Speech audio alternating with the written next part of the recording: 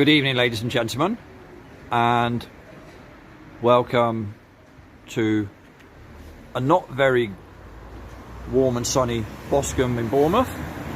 That there was a magic studio, and I thought it was quite poignant because what we're dealing with is a lot of that smokes and mirrors and stuff like that, right, that I alluded to on the video from earlier today when I was talking about what happened to me at the football club, for example.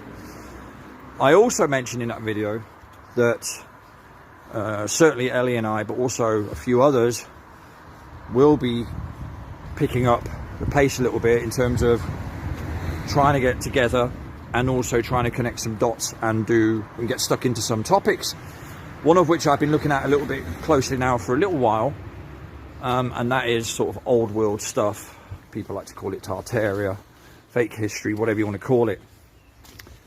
But of course, the standout features for that would be buildings, certain buildings that we see dotted around us everywhere we go.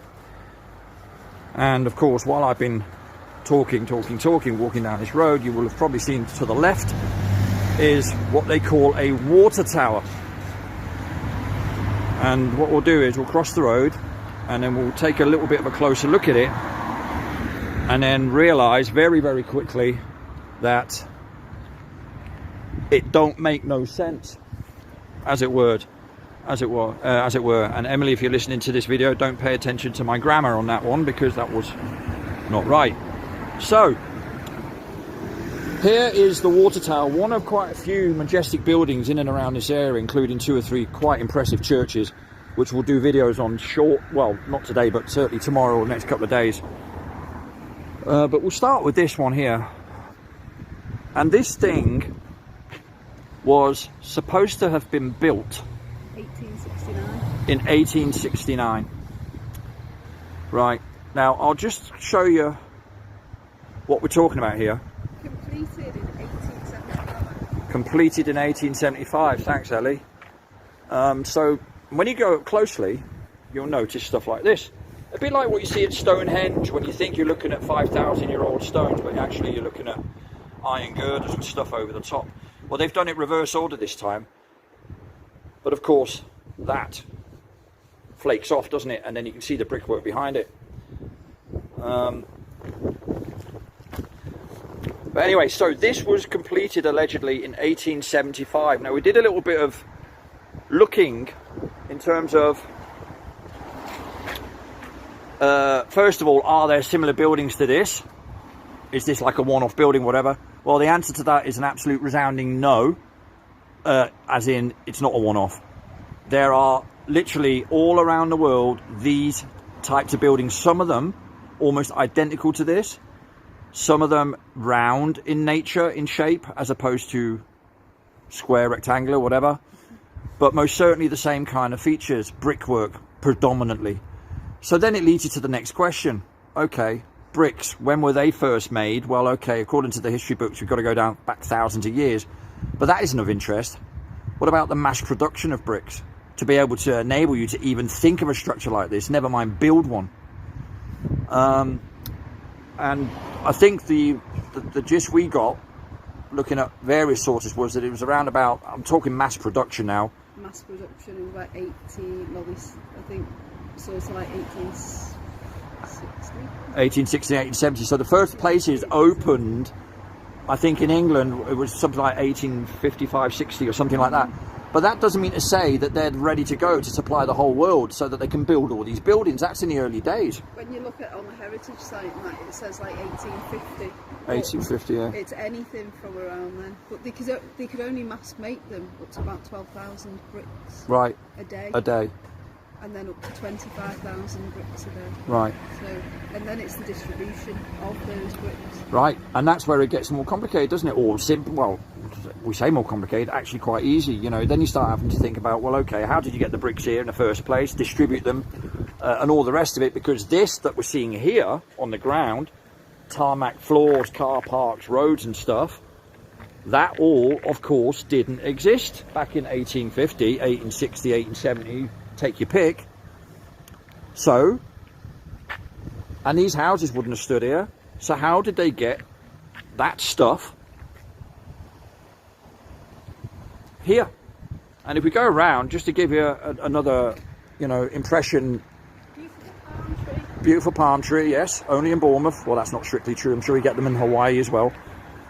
But when you look around, you know, when you come around a building like this, you kind of get the magnitude of it all. If you look at just the solidity of it all, it's just absolutely. And this was supposed to hold water. I think it was 160,000 gallons. Yeah, it was. Right. Now, would you go to these lengths, like in terms of design and actually execution of said design, or would you just have something very simple to contain your water for maybe a few hundred people that may have lived there 150, 60 years ago? You know, this area has barely a few thousand inhabitants now. But anyway, so these are the sorts of things we want to take a closer look at, you know, and really kind of connect the dots, because these buildings are literally everywhere. They really are, you know. Can't quite get around the back because it's fenced off here. But this is a building you can see pretty much throughout Boscombe. Yeah. But if people want to look, they can find all these water towers all over the world, all different. Yeah, the water towers are all over the world, most definitely, and they're all, you know, the similar sort of features, and they're all allegedly built around about the same time. But if that's the case, they didn't have thousands and thousands of brick making factories around the world. Not at that time. They certainly did not. And how would they have transported it? You know, etc., etc. It throws up all those classic questions that you hear in many other people's channels, like John Levy or whatever. But you know, it's true. These are meant to be apparently Victorian style. Well, these are supposed to be Victorian, yeah. Which he's more looking into debating. Yeah, absolutely. But I mean, just look at that. I mean, it's just, you know, it's a stunning, stunning building. And there's a car next to it, just to put it into perspective. You what? Sorry, Ellie. Those brown bricks. Yeah, you got that row of bricks in the middle there. What is that all about? The dark bricks there. And then another interesting thing is these are all bricked up, clearly. Now, why would you build something to then brick it up? Because there's nothing changing the brickwork. It looks like it's supposed to look like it's been bricked up to stop questions at a later date. I don't know. My mind sort of goes on all sorts of tangents when I look at this, because all sorts of explanations are possible, but certainly not the mainstream one. And that's the thing. That's the one with the most holes in it, and yet it's the one that's accepted. You know. But then we look at the front here, for example. Right, you'll have the windows where they've left windows bits in, but some haven't. But the brickwork is identical to right next to it. The roof on there, I mean, the work for the intimate detail and intricate even detail, well, both would, I suppose, be right. You know, that's just far too much effort, isn't it, just to build a water tower? Isn't it? Definitely. I would say so. I would say so. Yeah. So, but anyway, and these are the things we need to be looking at more and more and more. And it, by the way, it'll also be the corner of the internet that will be also examined and probably shut down more and more of, as well, is old world stuff. Because, of course, you can connect some real dots with this. Okay. Absolutely. Which is what we're going to do. Which is what we're going to do. But so you got like entries like this. You know, well, the massive building like that. And you got a little door like this.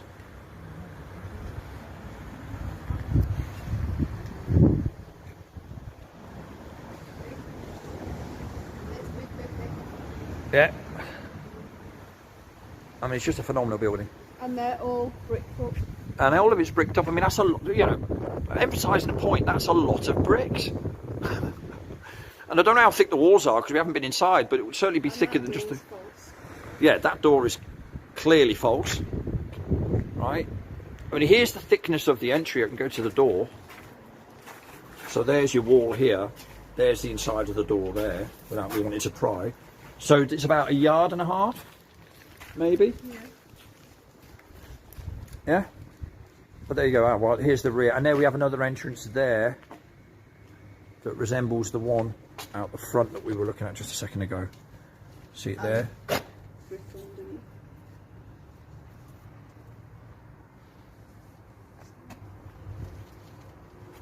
And again, brickwork underneath this.